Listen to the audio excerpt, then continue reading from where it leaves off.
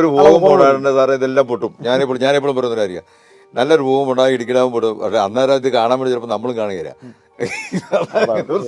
ഇതിലെ ഏറ്റവും ഗൗരവതരമായിട്ട് കാണേണ്ടത് തെക്ക് വടക്കായിട്ട് കിടക്കുന്ന ഈ കേരളം, അതിന്റെ മധ്യഭാഗത്താണ് ഇടുക്കി ജില്ല.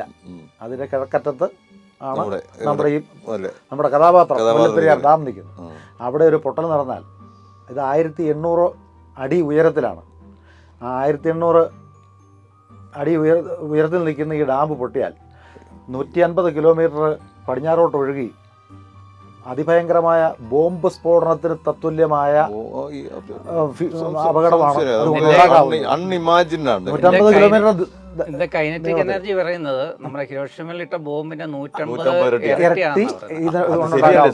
ഹിരോഷിമയിൽ ബോംബിട്ടിട്ട് എനിക്ക് തോന്നുന്നു അന്നത്തെ കാലത്താണ് 4 ലക്ഷം ആളുകളെ കണ്ട മരിച്ചുള്ളൂ. നാഗസാക്കിലാണ് 4 ലക്ഷം ആളുകളെ മരിച്ചുള്ളൂ.